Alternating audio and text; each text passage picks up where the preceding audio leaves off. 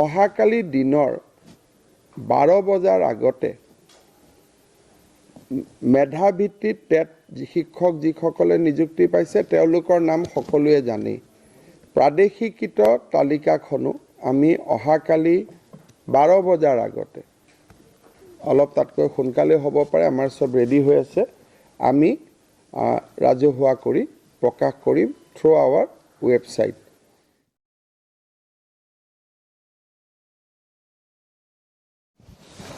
যে আমাৰ প্ৰাথমিক বিদ্যালয়ৰ পৰ্যায়ত অৰ্থাৎ যাক আমি LP স্কুল বুলি কওঁ এলিমেণ্টাৰীত, ইয়াত আমি 1698খন স্কুল আমি প্ৰাদেশিকৰণ কৰিম আৰু এই প্ৰাদেশিকৰণ হ'ব উইথ এফেক্ট ফ্ৰম 1 জানুৱাৰী। 1698 আমি LP স্কুল প্ৰাদেশিকৰণ কৰিম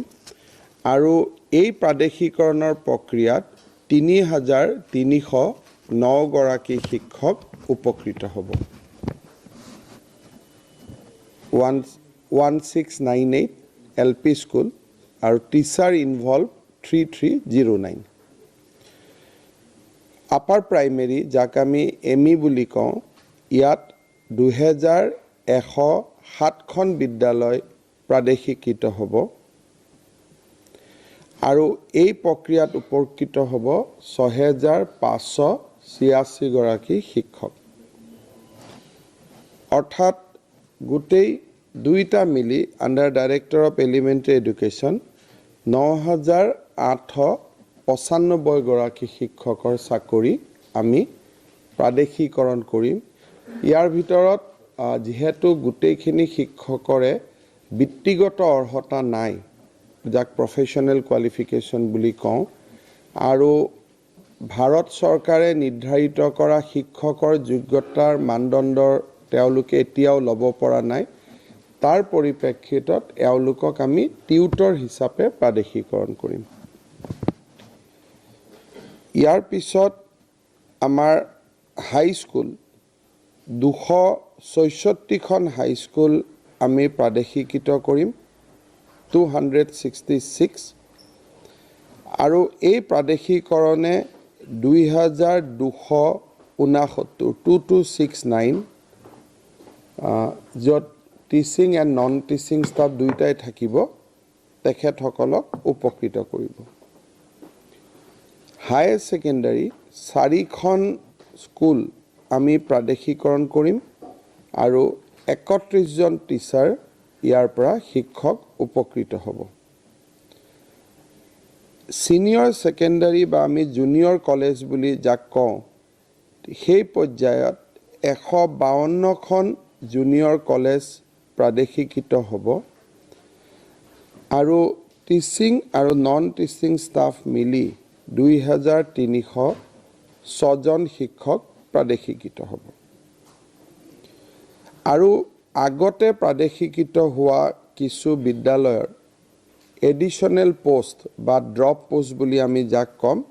তেখেতসকলকো আমি প্ৰাদেশিকৰণ কৰাৰ পৰিপ্ৰেক্ষিতত মাধ্যমিক শিক্ষা সঞ্চালকালয়ত 4994 গৰাকী শিক্ষক প্ৰাদেশিকৃত হ'ব। হায়াৰ এডুকেশ্যন অৰ্থাৎ উচ্চ শিক্ষা সঞ্চালকালয়, ইয়াতে আমি 33খন কলেজ আমি প্ৰাদেশিকৃত কৰিম, 33 নতুন কলেজ হ'ব আৰু এই প্ৰাদেশিকৃতকৰণ প্ৰক্ৰিয়াই 693 গৰাকী অধ্যাপক অধ্যাপিকাৰ চাকৰি along with some non teaching staff প্ৰাদেশিকৃত কৰা হ'ব। পূৰ্বতে প্ৰাদেশিকৃত কৰা বিদ্যালয় মহাবিদ্যালয়সমূহত বৰ্তমানে শিক্ষাগত অৰ্হতা অৰ্জন কৰাৰ পৰিপ্ৰেক্ষিতত 900জন শিক্ষক বা অধ্যাপক অধ্যাপিকা আৰু কৰ্মচাৰীয়ে প্ৰাদেশিকৰণৰ সুবিধা পাব। অৰ্থাৎ ডাইৰেক্টৰ অফ হায়াৰ এডুকেশ্যন উচ্চ শিক্ষা সঞ্চালকালয়ত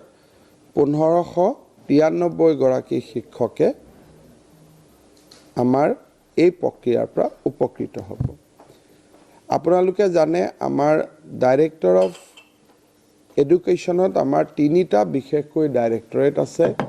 এতিয়াও যদি আমিও বড়ো মিডিয়াম খুলিছোঁ তাত প্ৰাদেশিকৰণৰ কাম হাতত লোৱা হোৱা নাই 3টা ডাইৰেক্টৰেট যদি আমি সন্মিলিতভাৱে চাওঁ এই প্ৰাদেশিকিত প্ৰক্ৰিয়াই 16,484 জন শিক্ষক কৰ্মচাৰীক প্ৰাদেশিকিত কৰিব Provincialization is a ongoing process. ইয়াৰ ভিতৰত উচ্চতৰ মাধ্যমিকৰ আৰু আন পৰ্যায়ৰ কিছু বিদ্যালয়ৰ আৰু প্ৰাদেশিকৰণৰ কাম আমাৰ বিবেচনাধীন হৈ আছে যিসকল শিক্ষক শিক্ষয়িত্ৰী আজি প্ৰাদেশিকৰণৰ আওতাত নপৰিব তাৰ মানে এইটো নহয় যে তেওঁলোক প্ৰাদেশিকিত নহব আমি যেহেতু বহুখিনি কাম একেলগে কৰিবলগীয়া হৈছে তাৰ পৰিপ্ৰেক্ষিতত এই পৰ্যায় আমাৰ চলি থাকিব যিসকল কোনোবা বাদ পৰি গৈছে বা কাৰোবাৰ স্কুটিনি বাকি আছে দ্বিতীয় পৰ্যায়ৰ বাবে আমি তেওঁলোকৰ আন এখন তালিকা প্ৰস্তুত কৰাৰ বাবে আমি চেষ্টা কৰিম আমাৰ কাম চলি আছে অনগোইং প্ৰসেস হয়তো বিশেষকৈ ৰাজ্যপাল মহোদয়ৰ পৰা আমি আমাৰ লাইব্ৰেৰিয়ান সকলৰ প্ৰভিন্সিয়েলাইজেশ্যনৰ যিখন যোৱা দুদিন আগতেহে তেখেতৰ পৰা আমি অনুমোদন পাইছোঁ এই ধৰণে বিভিন্ন আইনী প্ৰক্ৰিয়াৰ মাজত আৰু স্কুটিনিত চলি থকা কাৰণে হয়তো আৰু কিছু শিক্ষক প্ৰাদেশিকিত হোৱা কৰিবলগীয়া আছিল কিন্তু এই পৰ্যায়ত our exercise will be limited to 16,494 ইয়াৰ পিছত আমি আহিছো নতুন শিক্ষক নিযুক্তি এই নতুন শিক্ষক নিযুক্তিৰ প্ৰক্ৰিয়াত আমাৰ 3টা পৰ্যায়ত শিক্ষক নিযুক্তিৰ প্ৰক্ৰিয়া চলি আছিল এটা হ'ল ডাইৰেক্টৰ অফ সেকেন্ডাৰী এডুকেশ্যন মাধ্যমিক শিক্ষা সঞ্চালকালয় এটা হ'ল প্ৰাথমিক শিক্ষা সঞ্চালকালয় আৰু আনটো হ'ল সৰ্বশিক্ষা অভিযান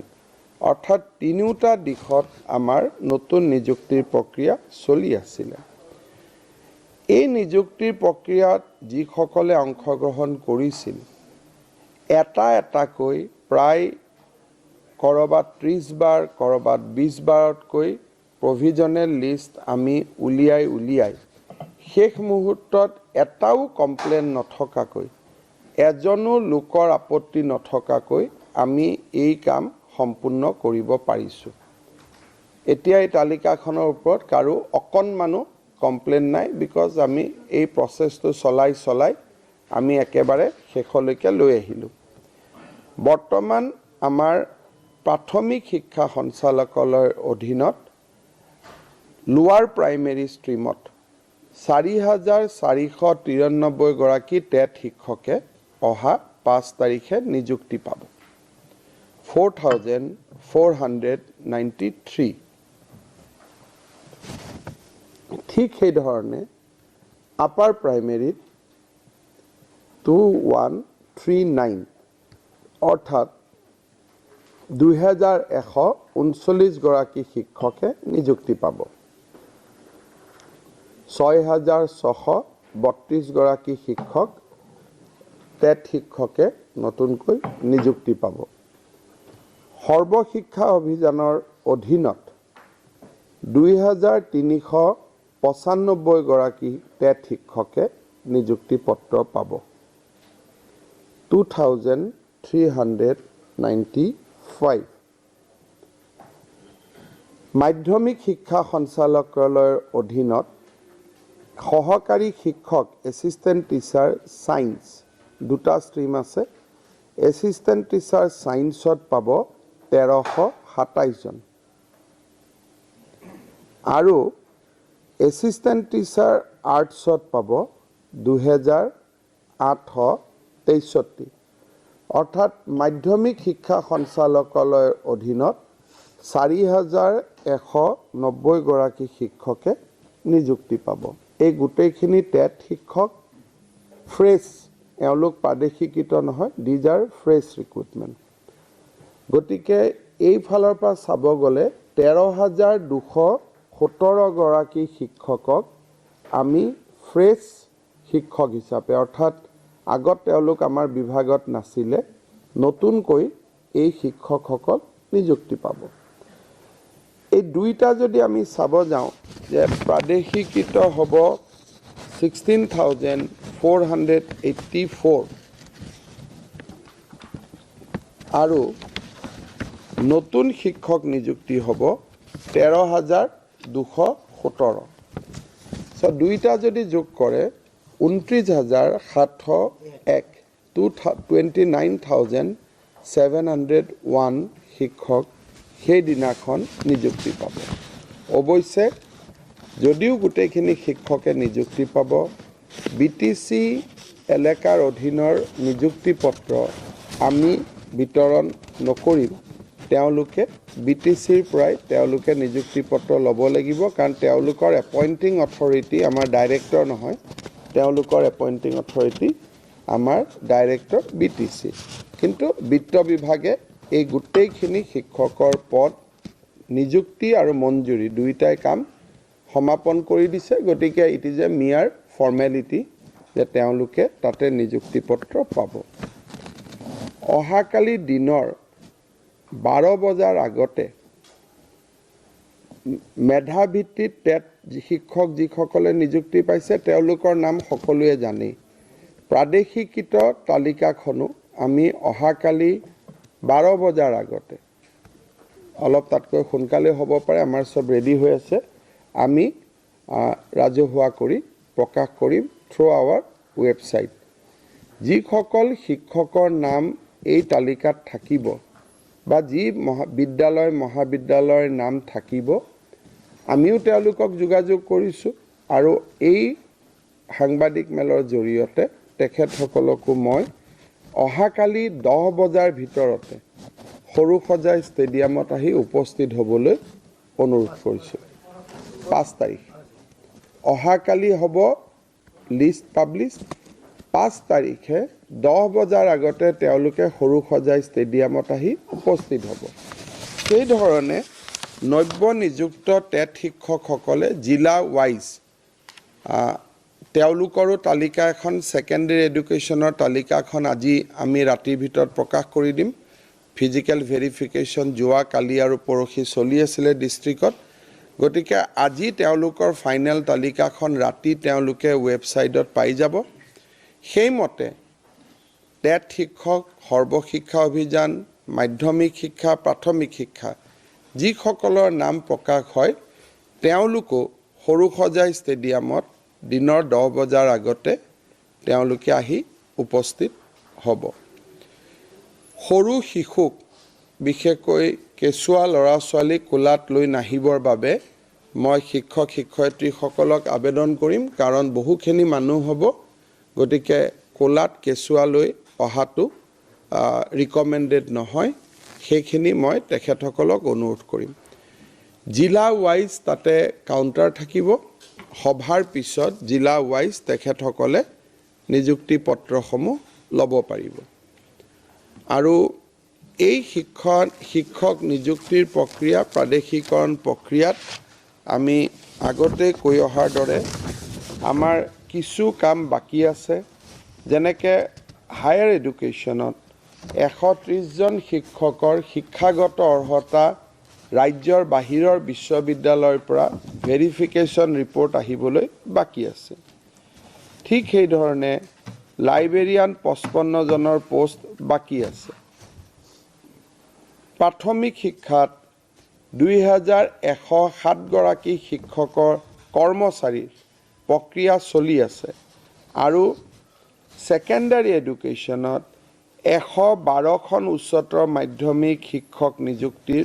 বিদ্যালয় প্ৰাদেশিকৰণৰ ফাইল বা নথি চলি আছে আৰু ঠিক সেই ধৰণে কিছু ডাইচৰ প্ৰব্লেমৰ বাবে আৰু কিছু শিক্ষকৰ ফাইল আদি চলি আছে গতিকে মই ভাবোঁ যে অনাগত দিনত এই প্ৰক্ৰিয়াই আৰু 5000 শিক্ষকক উপকৃত কৰাৰ সম্ভাৱনা আছে যদি ভেৰিফিকেশ্যন ৰিপৰ্টবোৰ কাৰেক্ট আহে সো আজি যদিও আমি 16,400 84 গৰাকীক 5 তাৰিখে আমি নিযুক্তি পত্ৰ দিম হয়তো এই মাহৰ ভিতৰতে বা পৰৱৰ্তী দিনত আৰু এটা প্ৰাদেশিকৃত প্ৰক্ৰিয়া আমি কৰিব পাৰিম যিখিনি বাকি আছে প্ৰক্ৰিয়াটো আমাৰ চলি থাকিব 5 তাৰিখে আমি ক'ব পাৰো যে প্ৰথম প্ৰক্ৰিয়াটো হ'ব আৰু দ্বিতীয় প্ৰক্ৰিয়াৰ কাম আমাৰ চলি থাকিব সেইমতে আমি আগবাঢ়ি গৈ থাকিম এই মাহৰ ভিতৰতে আমাৰ বিটিসি অঞ্চল আৰু ষষ্ঠ অনুসূচীৰ অঞ্চলৰ কাৰণে বিদ্যালয় প্ৰাদেশিকৰণৰ কিছু শিথিল ব্যৱস্থা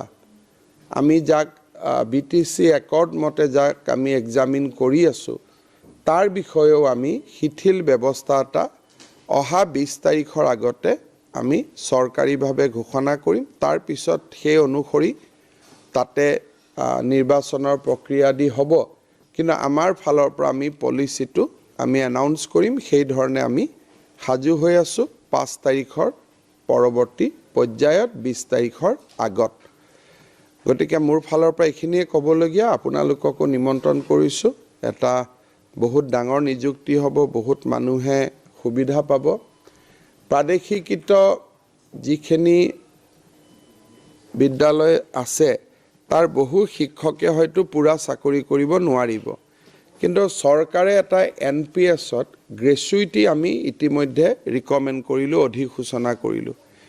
তাৰ ফলত এদিনৰ কাৰণেও কাম কৰি যদি কোনোবা শিক্ষকে নিযুক্তি পায়